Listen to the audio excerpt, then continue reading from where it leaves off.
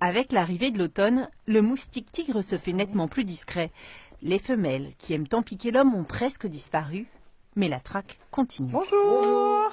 Michel a fait venir cette équipe de démoustication, car cet été, son jardin était infesté.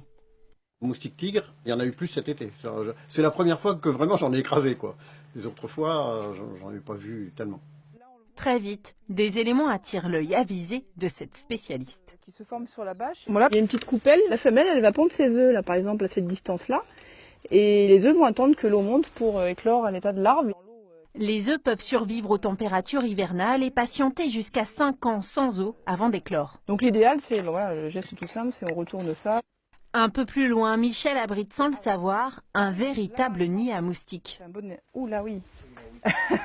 Les seaux comme ça, il faut vider l'eau. Ici, vous voyez, dès qu'il pleut, l'eau est chassée et ça aussi, ça peut faire des centaines de larves de moustiques tigres. Voilà. Ici, pas de larves, mais dans la brouette, René a repéré des individus suspects. Là, c'est une nymphe en fait, donc qui va devenir au stade adulte.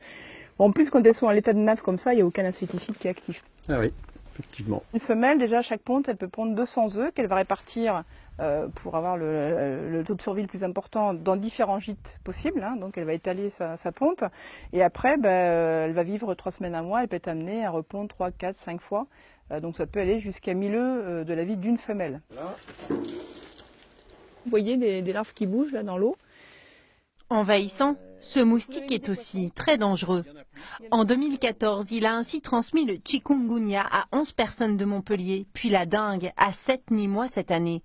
Et malheureusement, face à lui, les professionnels n'ont pas vraiment d'armes. Ce moustique-là, comme on le voit, la probabilité qu'avec un épandage qu'on puisse faire par exemple de la voie publique, on arrive à la larve qui est ici dans la bâche, elle est vraiment extrêmement faible, voire nulle. Donc on ne peut pas envisager les mêmes méthodes d'intervention, de traitement. Donc c'est un petit peu ça qui est compliqué à comprendre par les particuliers. Et c'est pour ça qu'en parallèle de ce qu'on fait sur l'espace public, on leur demande chez eux d'avoir les bons gestes. Venu d'Asie, l'Aïdes albopictus est arrivé par bateau en 2004. Il progresse d'une centaine de kilomètres par an et est aujourd'hui présent dans 20 départements. Dans 15 ans, il aura profité du réchauffement climatique et devrait envahir toute la France. Un réchauffement climatique qui profite aussi à son métabolisme.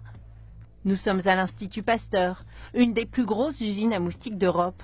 Ici, on met au monde 50 000 moustiques tigres par an pour mieux les étudier. À 25 degrés, ça a pris environ 6-7 jours pour arriver au stade nymphe. Ici, on prend la même population, on les met en conditions un peu plus tempérées, c'est-à-dire 20 degrés.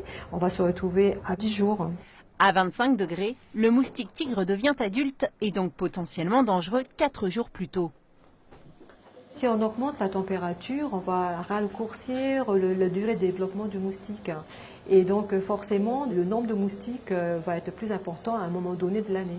Donc plus il y a une forte densité de moustiques, plus les risques de piquer l'homme vont être importants et plus le risque de contaminer la personne, les gens, vont être importants.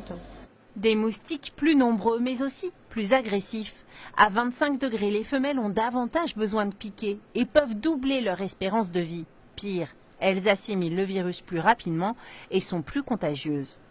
Les moustiques vont être gagnants et le virus encore plus. Plus il va faire chaud, plus le temps nécessaire au virus pour atteindre les glandes salivaires va se raccourcir.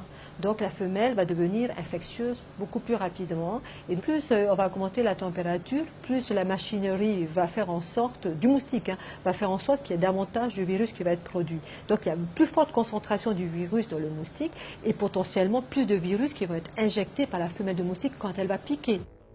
Et avec ses quelques 10 millions d'habitants, le moustique tigre, qui apprécie les zones très peuplées, devrait adorer Paris et ses environs.